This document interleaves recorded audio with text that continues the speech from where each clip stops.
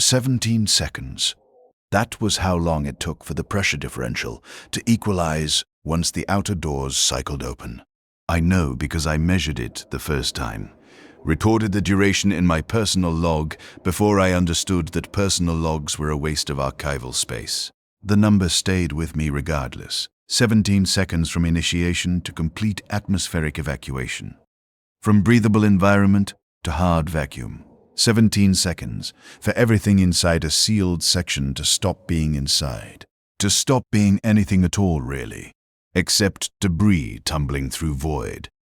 I was 14 when they pulled me from the rubble of Hive Tertius. My family had operated a small reclamation business in the Underhive, sorting salvage, stripping copper wire from ancient conduits, selling scrap metal to the foundries 3 levels up. It was not profitable work, but it was work. My father employed 6 men at peak operation. I remember the smell of oxidized metal and machine oil. I remember my father's hands, stained black from decades of handling corroded components. The skin cracked and permanently discolored. He taught me to identify alloy composition by weight and surface texture before I could read Imperial Gothic. He would place a piece of scrap in my palm and tell me to feel the density, test the flexibility, check for magnetic properties. Copper felt different than iron.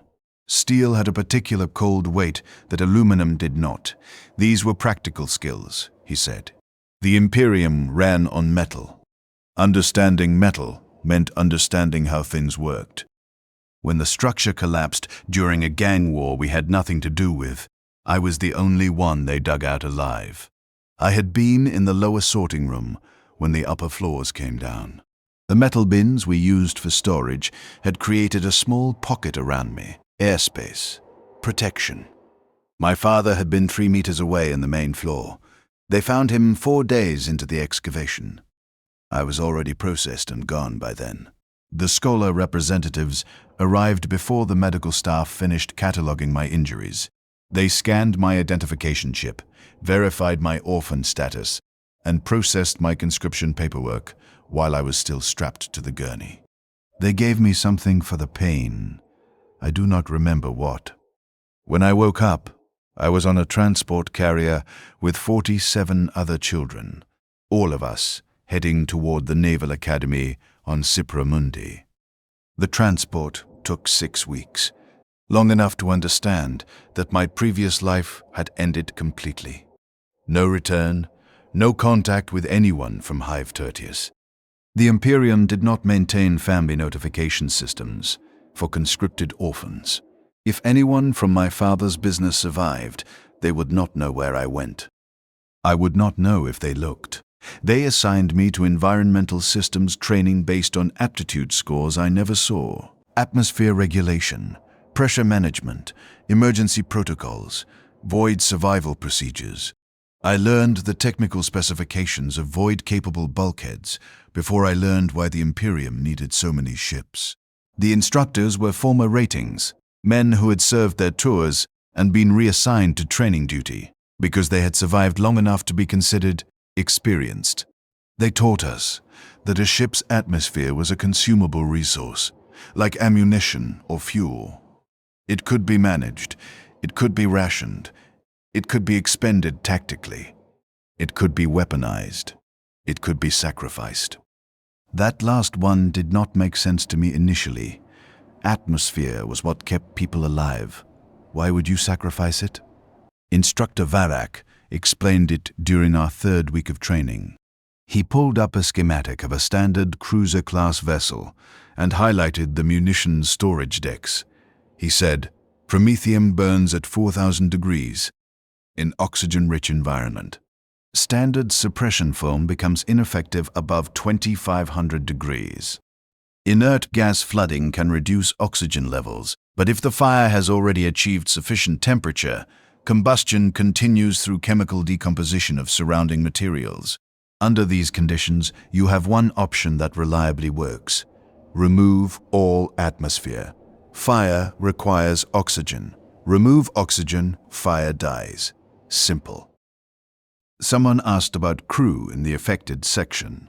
Varak said, "Crew in the affected section are already dead, or will be shortly. Fire that hot does not leave survivors. Your decision is whether they die from fire or vacuum. Vacuum is faster. Also, vacuum saves the ship. Fire does not." He said this the way you would explain basic mathematics. No emotion, just operational reality. I was 16 when I received my first assignment. The enduring conviction, a lunar-class cruiser operating in the Segmentum Obscurus. Fleet engagement vessel, void combat specialized, crew complement of 65,000. I reported to Chief Atmospherics Officer Ventin in the environmental control deck 3 hours after boarding. He was a broad man, augmented heavily. His left arm entirely mechanical, from shoulder to fingertip. The servos whirring softly with each movement. His right eye had been replaced with a red-lensed optic implant that clicked and refocused constantly, tracking multiple points of interest in rapid sequence. He looked at my transfer orders, scanned the data, then looked at me with his remaining organic eye. He said, "You graduated top of your training cohort. High scores in crisis response simulation. You understand the technical systems adequately. None of that matters. What matters is whether you can make decisions under pressure when those decisions have permanent consequences. Can you?" I said, I did not know. He said, "Honest answer. Better than false confidence. You will learn. You will learn because you will have no choice. This is not simulation. When you make an error here, people stop breathing. When you hesitate, fire spreads. When you fail to act, the ship dies. You will learn to make decisions that require no thought. Hesitation kills more than fire." I did not understand what he meant. Not then. Not fully. The environmental deck monitored every pressurized section of the ship. Kilometers of corridors, thousands of crew compartments, dozens of munitions storage areas, the gun decks, the engineering sectors, the medical bays, the officer quarters, everything. We tracked atmospheric composition, pressure gradients, temperature fluctuations, contamination alerts, oxygen saturation levels, carbon dioxide accumulation rates. The display banks stretched across 3 walls of the command center, data streams updating in real time, each one representing a zone where men lived and worked and breathed. My station controlled emergency response protocols for decks 40 through 60, 47,000 registered crew in my assigned sectors. I learned their schedules. I learned which shifts changed when, where the crew concentration was highest during sleep cycles, where the critical operation zones were located. I learned how long it took to evacuate a compartment if the alarms functioned properly and the crew responded with training discipline. I learned how long it actually took when panic set in. Ventin trained me personally for the first 3 months. He showed me the manual overrides, the hardline controls that bypassed automated safeties. He explained the scenarios where I would need them. Hull breach from enemy fire, toxic gas release from ruptured chemical storage, uncontrolled decompression from structural failure. Fire. Fire was different, he said. Fire in void changed behavior. It consumed oxygen rapidly, created superheated gas that expanded violently in enclosed spaces, generated temperatures that could compromise hull integrity. Standard suppression systems used chemical foam or inert gas flooding. These worked for small fires, localized incidents, electrical fires in junction boxes, grease fires in galley units, combustible material fires in storage areas. But certain fires, he called them Category Omega events, required different protocols. You will know Category Omega when you see it, he told me during one of our training sessions. The suppression system will fail. The temperature readings will exceed safety parameters within seconds. The fire will propagate faster than containment can respond. the structural alarms will trigger. When this occurs, you will have one option that works. Everything else is delay tactics that cost you response time. He pulled up a schematic, showed me the external airlock controls, explained the procedure in detail. The manual override sequence, the safety confirmation bypasses, the atmospheric vent initiation. I asked how many crew would typically be in the affected zone during such an event. He said, "It does not matter, the fire or the ship. You choose one. If you choose the fire, you lose both. If you choose the ship, you lose only the crew in that section. Mathematics is simple." I said, "But if crew are still inside when the vent initiates," he said, "then they die quickly. Vacuum does not allow suffering. This is more mercy than fire provides. You will understand this the first time you hear what men sound like when they burn." I thought I understood. I was wrong. Understanding something intellectually and understanding it through direct experience are not the same thing. The first fire I handled was minor. Junction overload in a storage bay, deck 52. Electrical short in the primary power coupling created a spark that ignited packing materials. The automated suppression system detected the temperature spike and deployed foam as designed. Temperature normalized in 4 minutes. No casualties. Minor damage to stored materials. I logged the incident and returned to monitoring. Ventin reviewed my report and said nothing. I learned that approval through silence was his standard method. If he did not criticize, you had performed adequately. The second fire was larger. Fuel line rupture in a maintenance corridor. Deck 47. Pressure buildup in an aging Promethium feed line caused catastrophic seal failure. The line split along a welded seam and vaporized Promethium sprayed across the corridor. Flash ignition occurred immediately from residual heat in the nearby power conduits. The foam system deployed, but the fire had already spread to insulation materials in the bulkhead seals, and insulation burned differently than liquid fuel. Hotter, more persistent, the foam could not achieve sufficient coverage. I initiated manual gas flooding, pumped nitrogen into the sealed compartment until oxygen levels dropped below combustion threshold. The fire suffocated. Temperature readings normalized. I logged the incident as resolved. The casualty report came through 6 minutes later. 3 maintenance personnel inside the corridor when I initiated flooding. They had been attempting to manually seal the ruptured fuel line when the fire started. The evacuation alarm had sounded. I had assumed compliance. They had prioritized the repair over evacuation. The nitrogen displaced oxygen faster than they could exit the corridor.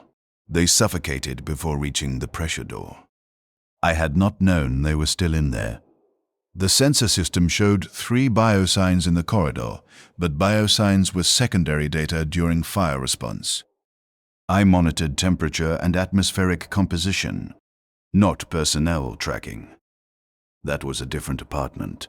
Ventin reviewed that report carefully. He asked me if I had verified crew evacuation before initiating oxygen displacement. I said no. I said I had prioritized fire suppression speed over personnel confirmation. He said, acceptable. The fire was spreading to adjacent compartments. Delay would have increased casualty count. You made the correct decision with available information. Log the casualties and continue. I logged them. 3 names.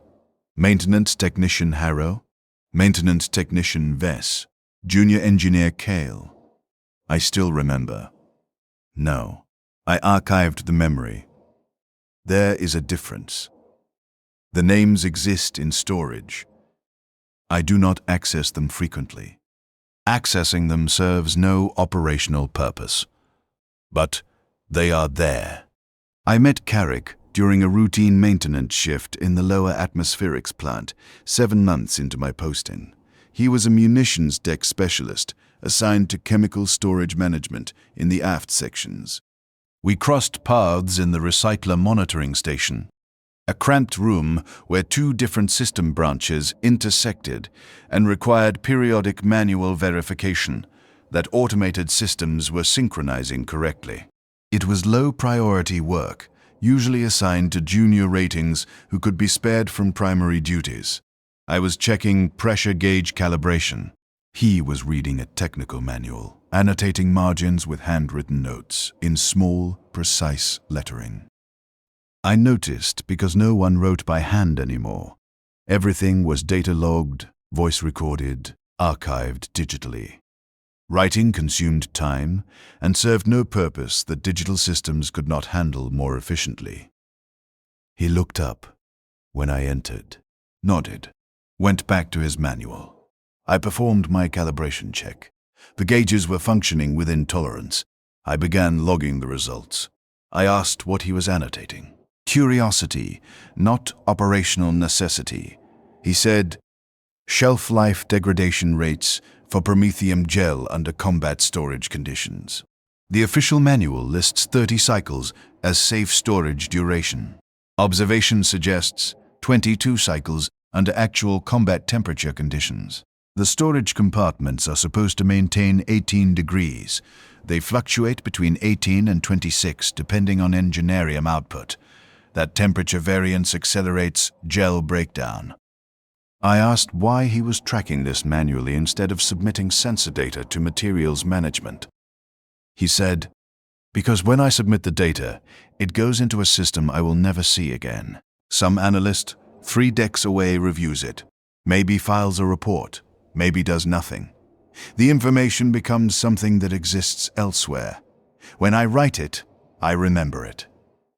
Remembering keeps people alive. When I am moving canisters and I see one marked cycle 23, I remember that canister is degraded. I handle it differently. I check the seal integrity personally.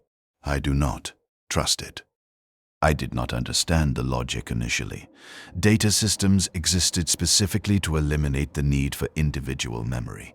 Human recollection was prone to error, degradation, bias. The system was more reliable than individual recall. He smiled slightly, not mockingly, acknowledgement of my confusion without judgment. He said, the system is not in the room when the fire starts. The system does not make the decision about which canister to move first when evacuation is ordered. I am in the room. I make those decisions. If I remember which canisters are most dangerous, I make better decisions. I said, the manifest system flags high-risk materials. He said, the manifest system flags materials above threat threshold. Everything in my section is above threat threshold. The manifest cannot prioritize within that category. I can, if I remember. We began meeting regularly after that. Not officially. There was no formal connection between atmospheric control and munitions management that required coordination outside of emergency protocols. But our shifts overlapped frequently, and the recycler monitoring station was quiet, a neutral space where neither of us had direct responsibility. We discussed technical problems initially.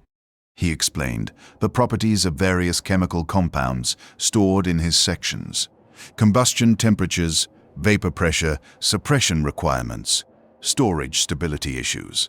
I explained atmospheric behavior under different emergency conditions, how pressure differentials affected fire propagation, why certain suppression methods worked better in specific environments. It was practical information exchange, operationally useful. We both learned things that improved our performance. It became more than that gradually. So gradually I did not notice the transition. He told me about his family. He had been conscripted from a Ascolum on Cipro Mundi after his parents died in a plague outbreak. Viral infection, something that swept through the lower residential blocks, killed 4,000 people before containment protocols stopped the spread. He had a younger brother, 10 years old at the time of conscription. The brother had been assigned to a different ship, a transport vessel in a different fleet. He had not heard from him in 6 years. He did not know if his brother was alive. The Imperium did not maintain family tracking databases for enlisted ratings. Once you were assigned, previous connections became irrelevant to your function. I told him about the hive collapse, about my father's hands, the way they looked, the permanent staining, about the smell of oxidized metal that I still remembered clearly even though I had not smelled it in years, about the sorting room and the metal bins that had saved my life by chance. I had not spoken about any of this since conscription. There had been no reason to. No one had asked. Carrick did not ask either. He simply waited, and I found myself talking. He had a scar on his left hand, a pale line running from knuckle to wrist. I asked about it during one of our meetings in the recycler station, maybe 3 months after we started talking regularly. He said, vapor burn. I was moving a canister of refined promethium and the seal was defective. Hairline crack in the threading. The vapor escaped under pressure when I tilted the canister to check the base markings. The vapor touched my skin for perhaps 2 seconds before I got it under containment and sealed the leak. 2 seconds. I asked why he had not reported the defective seal to procurement so the entire batch could be inspected. He said, I did. I logged the incident immediately, submitted full documentation with the canister serial number and manufacturing batch code. They logged the report. They replaced the defective canister with a new one from a different batch. They did not inspect the remaining canisters from the original batch. I checked them myself afterward, during off-shift time. 40 canisters total in that batch. 14 had the same manufacturing defect, hairline cracks in the seal threading. I submitted a second report, requesting full batch inspection and replacement. I asked what response he received. He said, none. The report was filed. No action taken. The canisters remain in storage. I marked them personally with a scratch code on the base so I can identify them visually. When I move them, I am careful. But eventually someone else will move them, someone who does not know. That was when I began to understand what he meant about remembering. The system archived everything. The system acted on almost nothing. The gap between recording and response was where men died. Carrick was attempting to fill that gap with personal knowledge, manual tracking, individual vigilance. It was inefficient. It was also the only thing that worked. We continued meeting. The conversations became less technical over time. He told me about a book he had read before conscription. Something about ancient terror before the Imperium, when humanity lived on a single world and had not yet reached the stars. He could not remember the title. The book had been confiscated during Scholam intake. Unapproved literature, non-approved historical perspective, something. But he remembered fragments.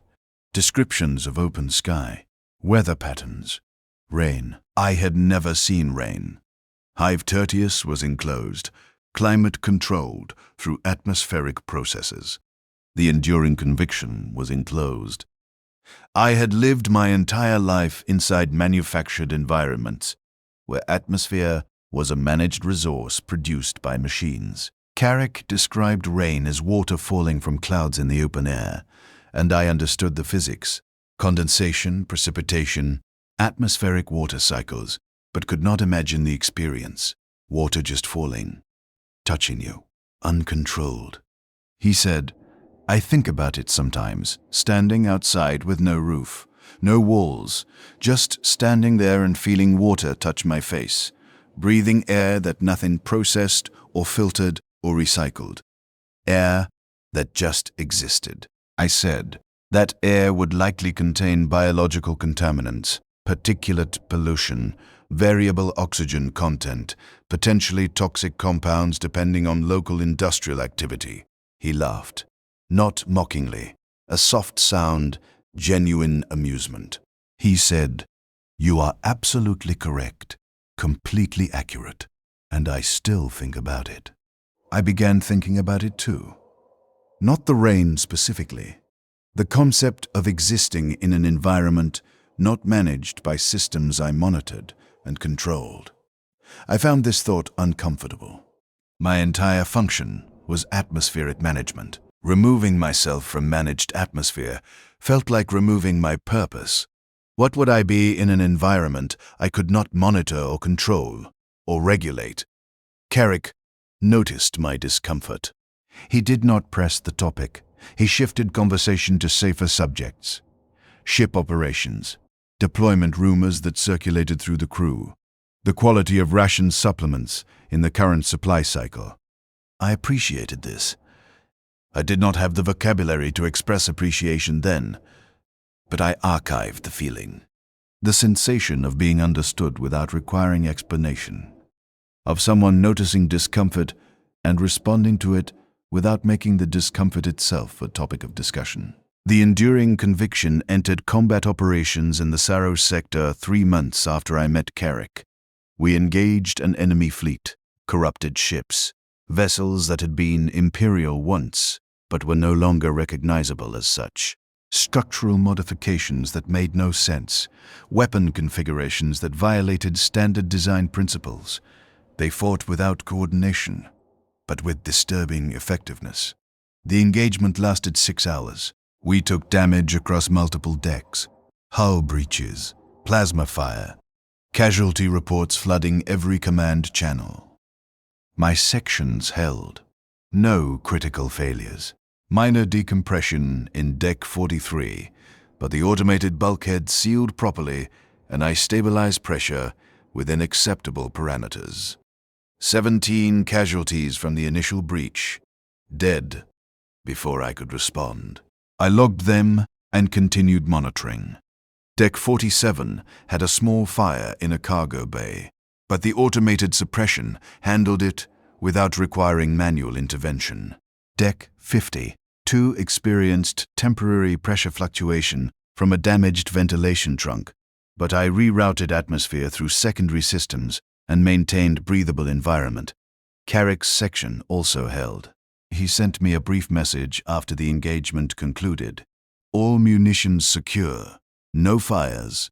No losses. I responded, confirmed. Atmospheric integrity maintained.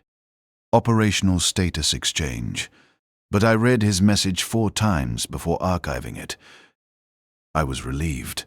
The relief was disproportionate to the operational significance. He was 1 rating among 47,000 in my monitoring zone. His survival should not have registered differently than any other crew member's survival.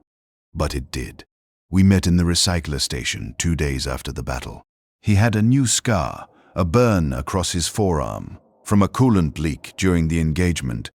Plasma damage to a primary coolant line in his section had caused pressure spike and seal failure. Superheated coolant had sprayed across the compartment.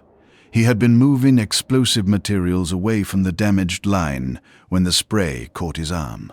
He had wrapped the burn himself, had not reported to medical. Minor injury, he said. Not worth the processing time when medical was handling critical casualties. I told him he should have the burn treated properly.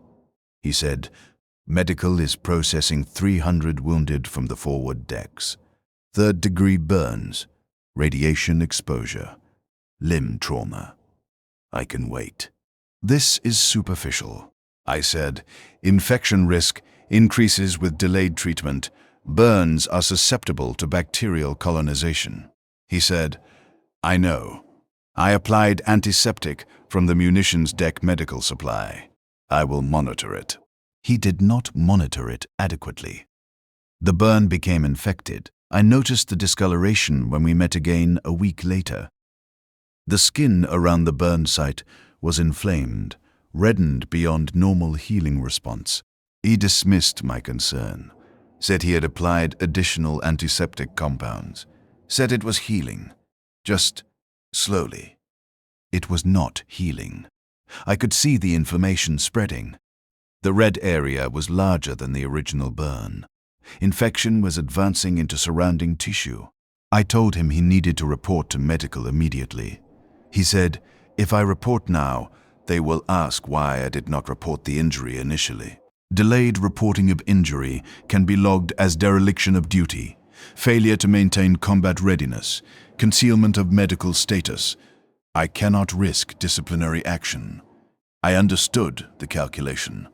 Disciplinary records affected everything. Assignment, advancement potential, ration allocation, duty rotation. A single mark could follow a rating for years, affect every aspect of service. But the infection was advancing. If it reached bloodstream, sepsis would follow. I said, the risk of sepsis outweighs the disciplinary risk. Sepsis will kill you. He said, you are probably right. Yes, I will go. He went to medical the next day. They treated the infection. Intravenous antibiotics, tissue debridement, proper wound dressing. They also logged the delayed injury report. He received a formal reprimand. It went into his permanent record. Notation: failed to report injury within required time frame. Minor disciplinary infraction. He told me this without bitterness, simply stated it as fact. He had made a calculation. He had chosen to delay. The outcome was the outcome. The system punished the delay more than it would have punished the initial injury. This was how the system functioned. I registered something I had no proper framework for. He had suffered preventable escalation because the system punished honesty more than it rewarded self-preservation. This was not new information. I had observed this pattern countless times in various contexts. But observing it happen to Carrick created a different response in me, something beyond intellectual recognition of systemic dysfunction. I did not have language for the response. I archived it as operational concern and moved on. The fire started 19 months into my posting. Deck 57, aft munition storage, Section 12. Chemical storage zone. Carrick's primary area of responsibility. The alarm reached my station at 0847 hours, ship time. Automated suppression systems activated immediately. I pulled the sensor data. Temperature readings were wrong. The numbers escalated too rapidly. 300 degrees, 600, 900, over 1500 degrees in the first 90 seconds. The foam suppression system deployed at 1200 degrees as programmed. Temperature continued climbing. 1500, 1800, 20, 100. I opened the communications channel to Section 12. This is atmospherics control. Report status. Carrick's voice came through. Calm, controlled, professional. We have a primary containment failure. Promethium gel canister ruptured during transport. The gel ignited on contact with. Static burst across the channel.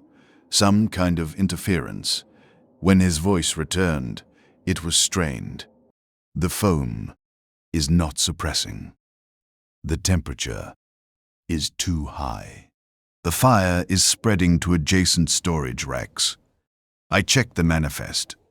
Section 12 held 47 canisters of promethium gel, 62 barrels of refined chemical accelerant, 114 containers of various explosive compounds, impact-triggered charges, proximity mines, artillery warheads. If the fire reached the explosives, the detonation would compromise structural integrity across 8 decks minimum, possibly more depending on sympathetic detonation propagation.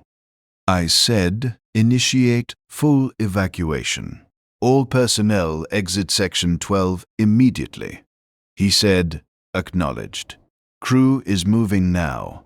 We are attempting manual foam deployment at the source point to slow propagation. I said, negative. Temperature is already above foam effectiveness threshold. Evacuate now. That is a direct order. I had no authority to issue direct orders to munitions personnel. Different chain of command. But I issued it anyway. He said, understood. I need 30 seconds to seal the primary fuel containment line. If I can cut the fuel feed, the fire intensity will drop. The temperature readings hit 2000 degrees. I said, "You do not have 30 seconds. The structural alarms are about to trigger. Leave now." He said, "If I do not seal this, the fire reaches the accelerant barrels in under 2 minutes. We lose." The channel filled with a sound I had heard before in training simulations, but never in reality. The specific roar of promethium combustion in oxygen-rich environment. Superheated gas expansion. The sound of air itself burning. I watched the temperature spike to 2,400 degrees. Carrick's voice cut through the noise. "Seal is not holding. I am moving to secondary containment valve." I pulled up the section schematic. The secondary containment valve was deeper into the section, further from the exits. Much further. I calculated evacuation time from that position. 45 seconds minimum to reach the nearest pressure door. Another 30 seconds for the door to cycle closed properly. 75 seconds total. The temperature hit 3000 degrees. The category Omega alert triggered on my panel. All standard suppression methods ineffective. Fire propagation exceeding containment capability. Structural integrity threatened. I opened the emergency channel. "All personnel, Section 12. Evacuate immediately. This is emergency priority override. All personnel evacuate now." 14 voices responded across the command channel. 14 crew members confirming evacuation in progress, reporting their positions, their status. Carrick was not among the voices. I said, "Carrick, respond, confirm your position." He said, "I am at the secondary containment valve. The fire is advancing from 3 directions now. Multiple canisters have ruptured. I am attempting to seal the fuel feed line to slow propagation."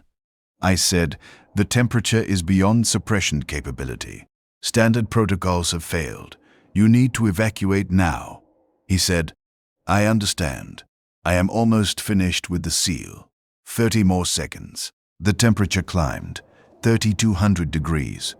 The structural integrity alarms began.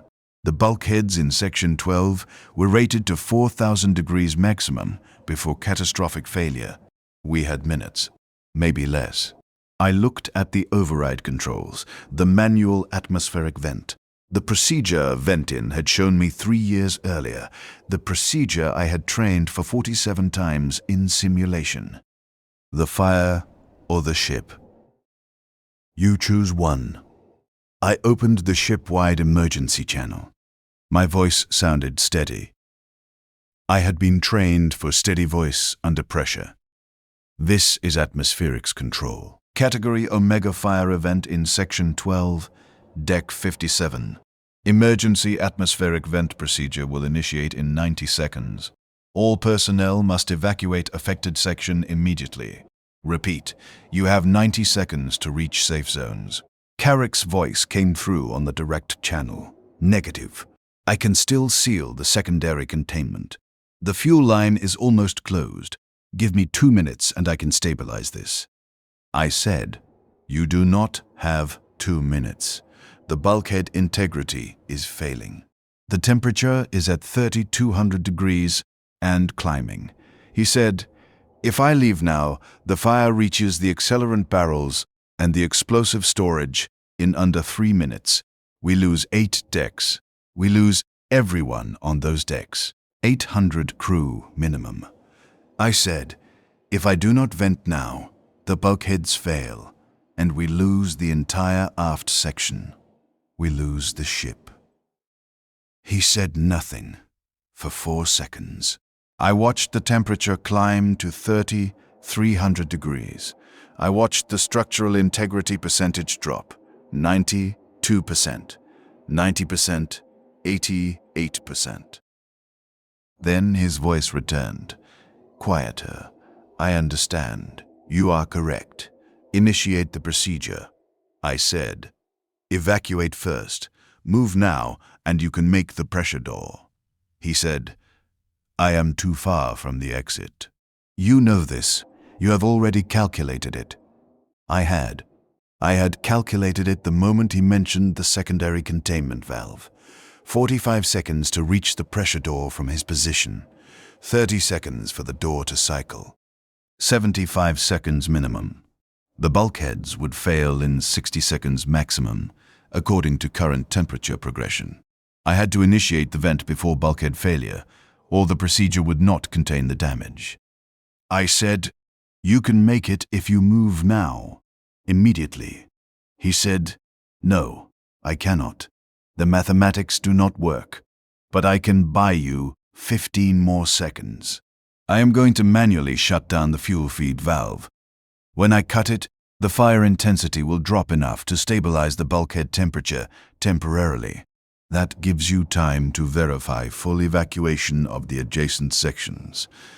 You need that verification." I said, "Do not do this." He said, "It is already done." I am cutting the feed now. I watched the temperature readings. 3,300 degrees, 3,300, holding, then dropping, 3,200, 3,100, 3,000. The structural alarms stopped their urgent tone. The integrity percentage stabilized at 86%. Carrick said, "You have your time. Use it. Verify the adjacent sections are clear." I pulled up the sensor arrays for surrounding areas. Deck 56, ventral section directly below section 12. Biosigns showed normal crew presence. I opened the evacuation channel. Deck 56, ventral section, emergency evacuation order. You have 60 seconds to reach pressure door safety zones. I watched the biosigns move, tracked them leaving the section. 47 crew. All moving, all reaching safe zones within 50 seconds. Deck 58, dorsal section above section 12. 83 crew. Evacuation order issued. They moved. Slower. Someone was asking questions on the comm channel. I overrode them. "This is not a drill. Move now, or die." They moved faster. All reached safe zones. Lateral sections, port and starboard, adjacent to section 12. Clear already. The initial alarm had triggered automatic evacuation protocols. Everyone out.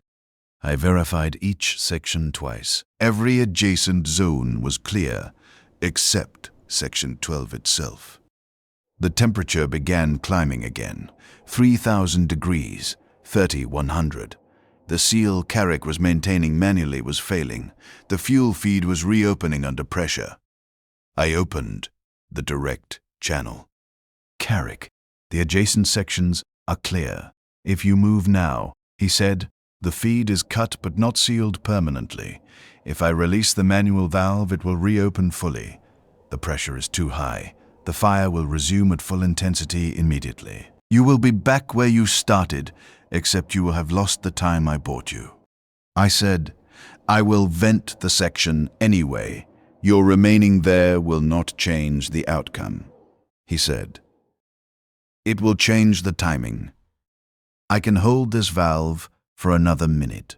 That gives you absolute certainty. No chance of crew remaining in adjacent zones.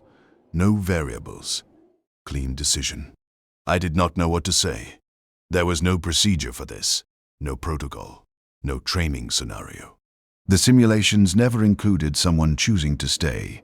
3,200 degrees. I said, "I do not want to do this." He said, "I know. I have always known that about you. You care about the casualties. You log them as numbers because that is the only way to function. But you care. I know. But you will initiate the procedure because it is the correct decision. It is the only decision that saves the ship." The temperature continued climbing, 3,300 degrees. The structural integrity alarms resumed. He said, "I need you to understand something. This is not your fault. I chose to go to the secondary containment valve. I chose to stay here and maintain this seal. You are making the only decision that saves the ship and 800 crew members. There is no version of this situation where I matter more than 800 people. The mathematics are clear. 3,400 degrees. The bulkheads were rated to 4,000 maximum. We had seconds. I said, "You matter." The words came out before I processed them. Unprofessional, emotional, operationally irrelevant. He said, "Thank you for saying that. I mean it, truly. But you need to initiate the procedure now. The bulkheads will not hold much longer." 3,500 degrees. My hand was on the override control. I had been trained for this moment. I had performed this procedure in simulation 47 times. I knew exactly what would happen. I knew the sequence. I knew the timeline. I knew the result. 17 seconds from initiation to complete atmospheric evacuation. I said, "Carrick." He said, "It is all right. Truly, I am glad I knew you. I am glad we talked about rain and things that did not matter to the Imperium. I am glad I had someone who remembered my name was Carrick and not just munitions specialist third class.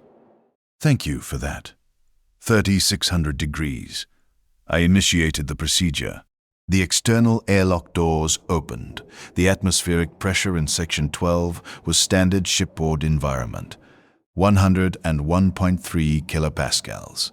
External pressure was absolute zero. The differential was total, instantaneous. The air moved, all of it, every molecule, violently. The force of atmosphere evacuating into vacuum was extraordinary. Everything not secured to the structure moved with it.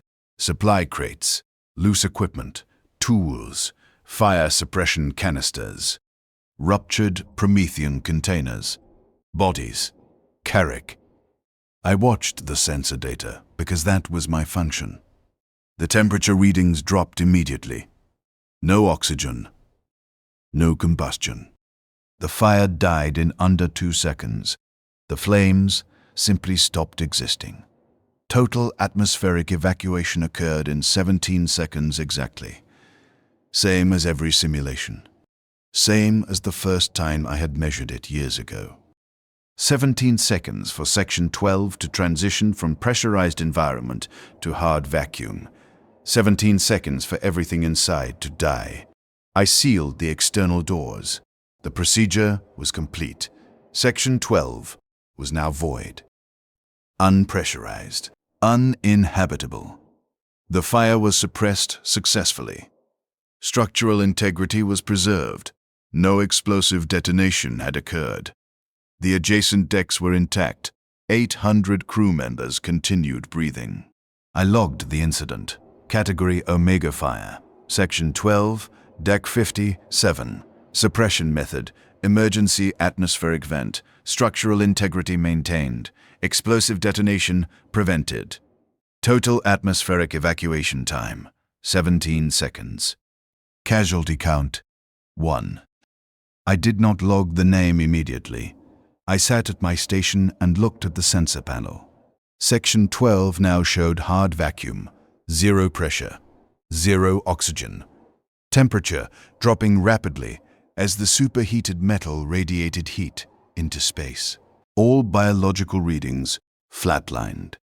The biosign that had been at the secondary containment valve was gone, not moved, not relocated, gone.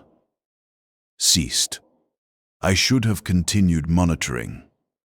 I had other sections to track, other systems to verify. The ship was still in combat posture, even though the immediate engagement had ended. There were procedures to follow. I sat and looked at the empty sensor readings for Section 12. Ventin appeared at my station 6 minutes later. He reviewed the data logs on my secondary screen. He reviewed my response timeline. He reviewed the casualty report that I had not yet completed. He said, "You maintained structural integrity, 8 decks preserved, Explosive detonation prevented. Response time was optimal given the circumstances. Acceptable outcome. I said one crew member remained in the section during atmospheric vent. He said, yes. I read the preliminary log.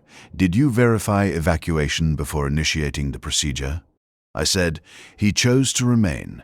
He was manually maintaining a fuel line seal to provide additional response time. He could not reach the exit in time, even if he had attempted to evacuate when ordered. Venton said, did you order him to evacuate? I said, yes, multiple times.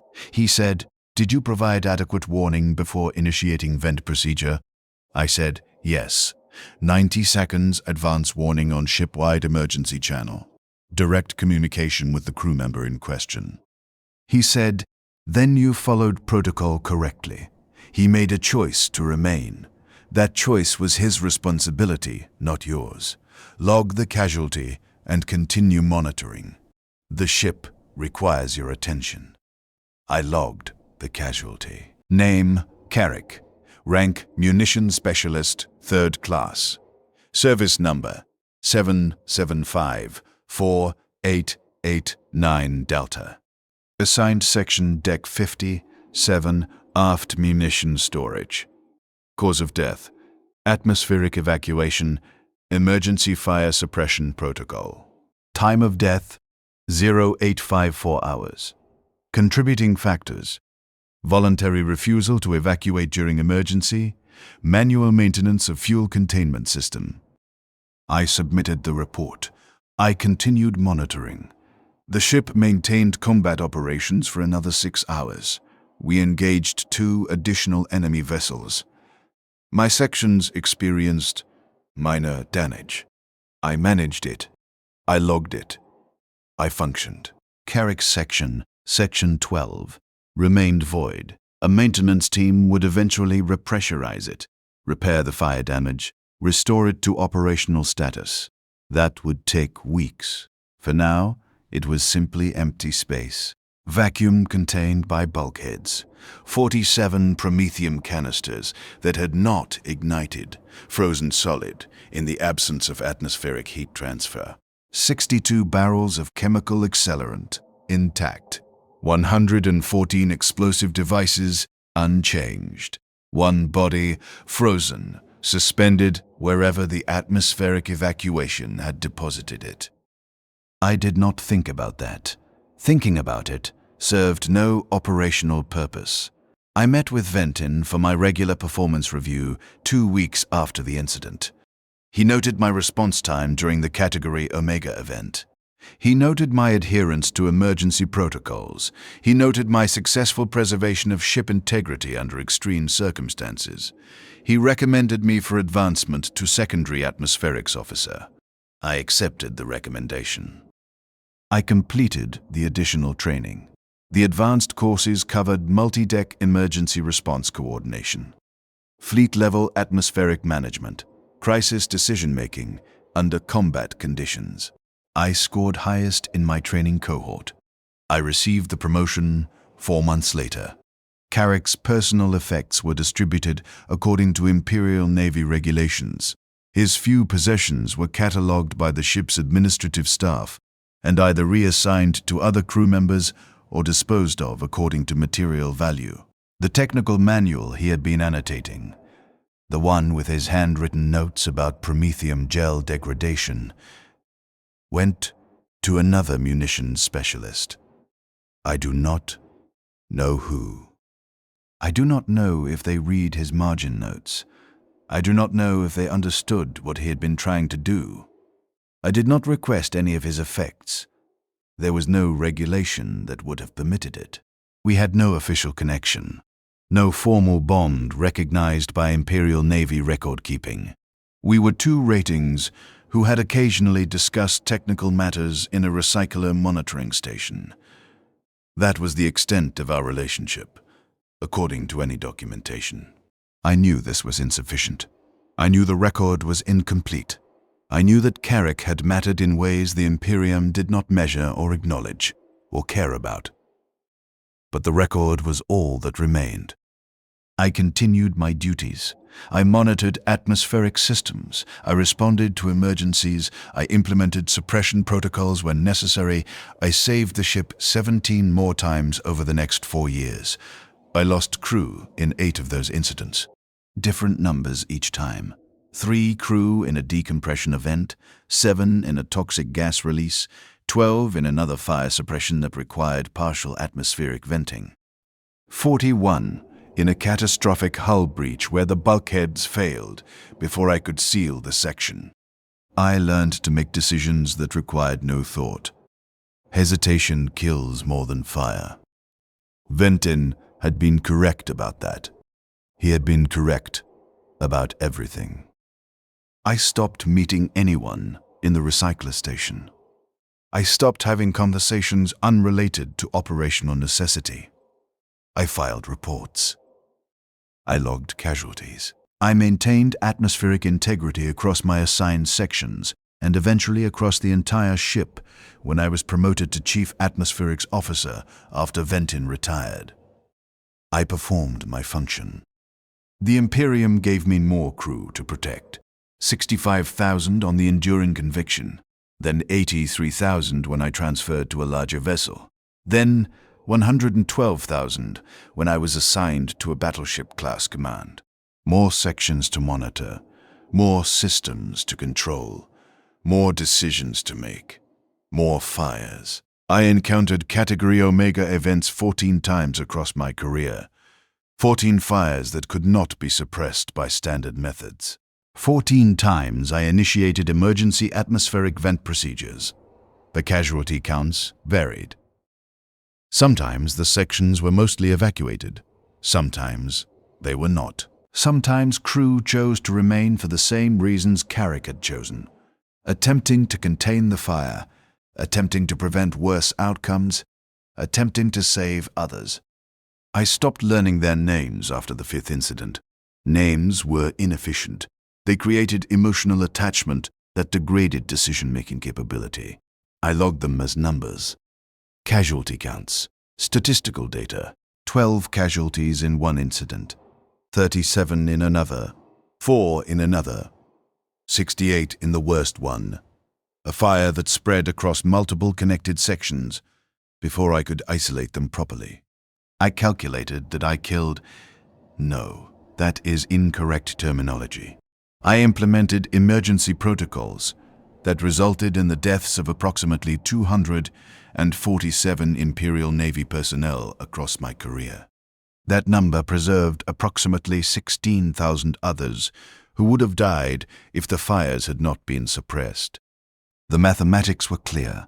247 versus 16,000. Acceptable exchange ratio. I told myself this. I logged it in my personal records. I functioned. I was reassigned to training duty after 23 years of active service. The Imperium determined that my experience was more valuable in training capacity than in operational deployment. I became an instructor at the same naval academy where I had been trained. I taught atmospheric crisis management to new recruits. I taught them the procedures. I taught them the mathematics. I taught them about Category Omega events and emergency vent protocols. I told them what Ventin had told me. You will learn to make decisions that require no thought. Hesitation kills more than fire. I showed them the override controls. I explained the 17-second evacuation timeline. I walked them through simulations. Some of them hesitated during their first simulation. They saw the biosigns indicating crew still in the affected section. They froze. They asked if there was another option. I told them there was not. I told them to initiate the procedure. Some of them could not. They failed the simulation. They were reassigned to different specializations. Atmospheric crisis management required specific psychological capacity. Not everyone possessed it. The ones who could initiate the procedure, the ones who could watch the biosigns disappear and continue functioning, those were the ones I certified for operational deployment. I sent them to ships throughout the fleet. I sent them to face the same decisions I had faced. I trained 163 atmospheric specialists over 11 years of teaching duty. I do not know how many of them encountered Category Omega events. I do not know how many of them initiated emergency vent procedures. I do not know their casualty counts. I know I gave them the tools to make those decisions. I know I told them it was acceptable. I know I taught them to process death as statistical data rather than individual loss. I know I created more people like myself. During my 8th year of training duty, a young recruit asked me a question. He had just completed his first Category Omega simulation successfully. He had initiated the vent procedure with acceptable response time. He had logged the simulated casualties, 17 in that scenario, and continued monitoring other sections appropriately. He approached me after the simulation ended. He said, "Instructor, the crew members in the simulation, if they had evacuated when ordered, they would have survived. Why do some of them choose to remain?" I said, "Various reasons. Attempting to contain the fire, attempting to prevent worse damage, following personal judgment that contradicts direct orders. The specific motivation is irrelevant. Your responsibility is executing the procedure regardless of their choice." He said, "But if they are trying to help, trying to save others, and we kill them anyway?" He corrected himself. "If they die anyway, does that mean their attempt was meaningless?" I should have given him the standard answer. I should have said that individual actions within a failed containment scenario do not affect the final outcome. I should have reinforced the training doctrine. Instead, I said, "No. Their attempt was not meaningless.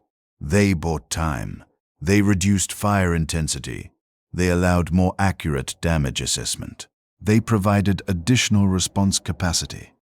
Their choice to remain had operational value, even if it resulted in their death," he said.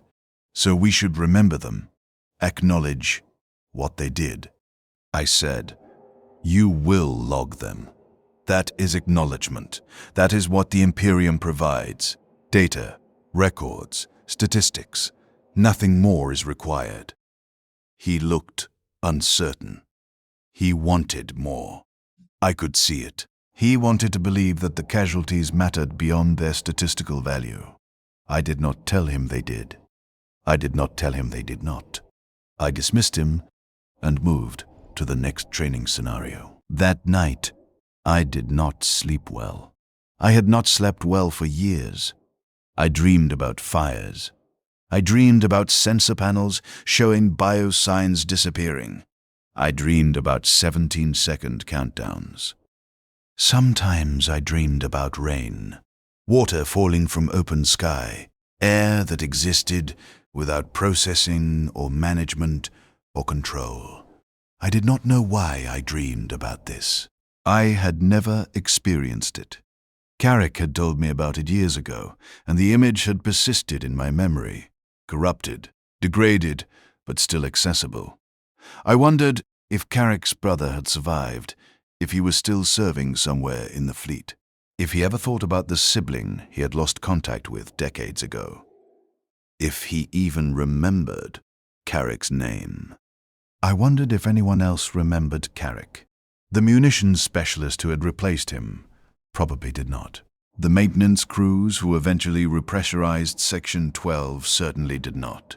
The ship's records listed him as Casualty 085478. Category Omega Incident, Deck 57. One entry among thousands. I remembered. I had archived everything about him. Our conversations, his scar, his handwritten notes, his voice saying, "I am glad we talked about rain." I remembered because I could not stop remembering. Because removing the memory would require acknowledging it had value. And if it had value, then losing it had cost something the Imperium did not measure. I performed my function. I trained new specialists. I taught them to make decisions without hesitation. I taught them that casualties were statistical data. I taught them that saving the ship was the only calculation that mattered. I taught them to become what I had become.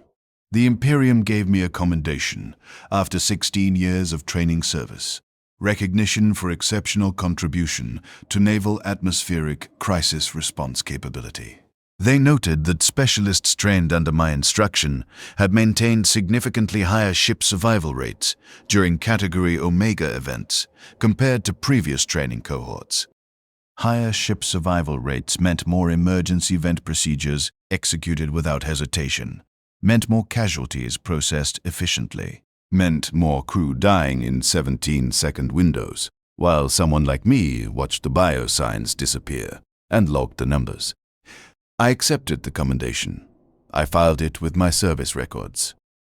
I continued training. I retired from active service at age 53. Medical evaluation determined that my augmented respiratory system was degrading beyond safe operational parameters. Decades of exposure to recycled ship atmosphere had created cumulative damage that could not be repaired adequately. They offered full augmentation replacement, cybernetic lung systems, enhanced oxygen processing, extended service capability. I declined. I accepted standard retirement processing instead. They asked why. Full augmentation would have allowed another 15 years of service. I told them I had trained sufficient replacements. I told them my knowledge had been transferred. I told them continued service would provide diminishing returns. They accepted this. They processed my retirement. They assigned me a small residential unit in a retired naval personnel district on Cypra Mundi, the same world where I had been trained decades ago. The circle closed efficiently. I live there now, alone. The residential unit is climate-controlled. Atmospheric processes maintain oxygen at 21.7%, temperature at 19 degrees, humidity at 47%. I monitor these values out of habit. I have requested access to the building's environmental control systems multiple times. The requests have been denied. I am retired. I have no operational authority. I do not know what to do without operational authority. Without sections to monitor, without systems to control, without decisions to make. I sit in my residential unit and I think about fires. I think about casualty counts. I think about the 247 people whose deaths resulted from my implementation of emergency protocols. I think about the 16,000 I saved by killing them.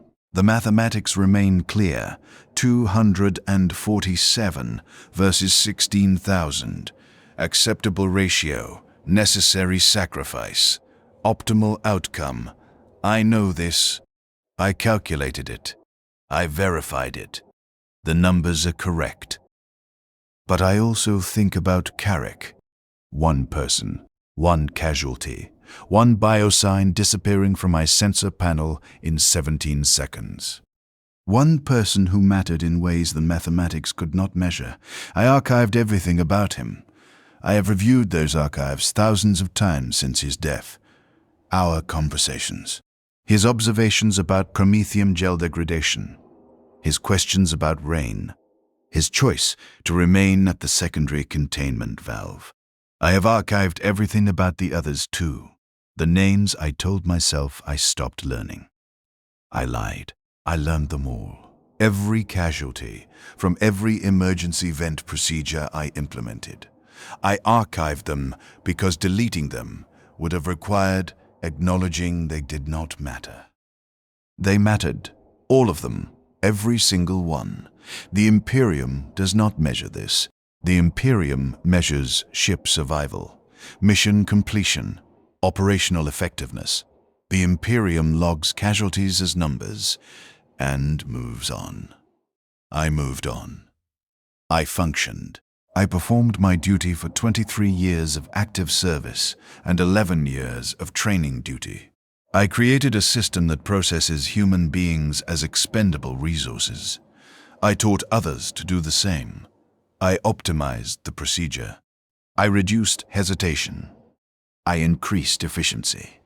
I made the Imperium better at killing its own people to preserve its ships. And the terrible thing, the thing I cannot process adequately, is that I was correct to do so. Every decision I made was correct. Every emergency event I initiated saved more lives than it cost. The mathematics are absolute. The outcomes are verified. I killed 247 people and saved 16,000. The Imperium gave me a commendation. I sit in my residential unit, and I wait. I do not know what I am waiting for. There is no purpose to waiting. There are no more fires to suppress, no more decisions to make, no more casualties to log.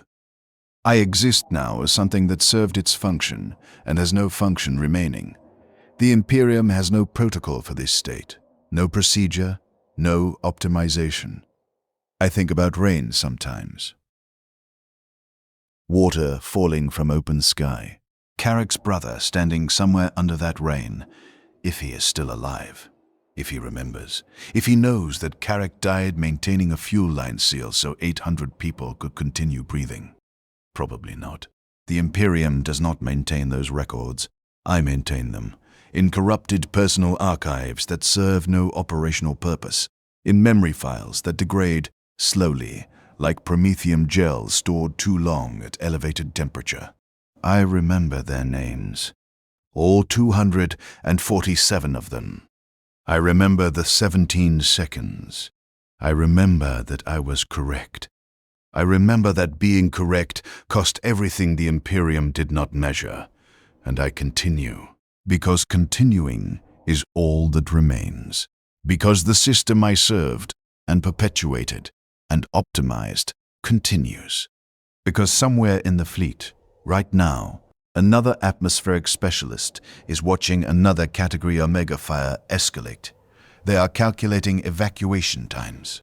They are verifying adjacent section clearances. They are placing their hand on the manual override controls.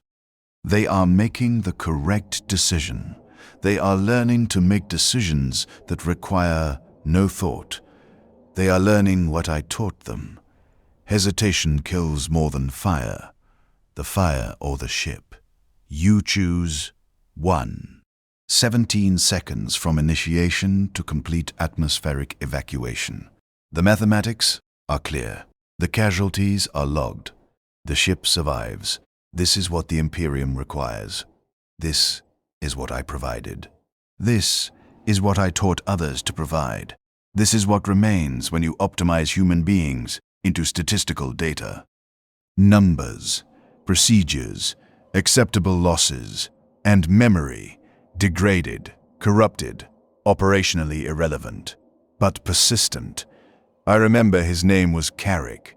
I remember we talked about rain. I remember I killed him. I remember it was the correct decision. I remember both of those things are true simultaneously. The Imperium does not have a protocol for reconciling contradictions like this. The Imperium functions through absolute clarity. Orders, hierarchy, duty, sacrifice, survival. I functioned within that system for 34 years. I became excellent at it. I became precisely what the Imperium needed. And now I sit in a climate-controlled residential unit on Cypramundi, monitoring atmospheric values I have no authority to adjust, remembering names the Imperium never recorded, calculating casualty ratios that remain mathematically sound and emotionally unbearable. The air in my residential unit is maintained at optimal parameters: temperature, pressure, oxygen content, humidity, all within acceptable ranges. I breathe it. I continue breathing it. I will continue breathing it until my degraded respiratory system fails completely and I become another casualty, another number, another log entry. Someone will file the report. They will note my service record. They will archive my commendations. They will process my death as efficiently as I processed the deaths of 247 others. The system will continue. The mathematics will remain clear. The ships will be saved. And somewhere, in archives no one accesses, my memory files will persist for a time. Corrupted data about a munitions specialist named Carrick, who chose to maintain a fuel line seal. About rain falling from open sky. About 17 seconds between decision and completion. About the cost of being correct. About what remains when you subtract humanity from human decisions and find the difference is nothing the Imperium measures. Nothing except memory. And memory, eventually, degrades completely. But not yet. Not yet. I remember.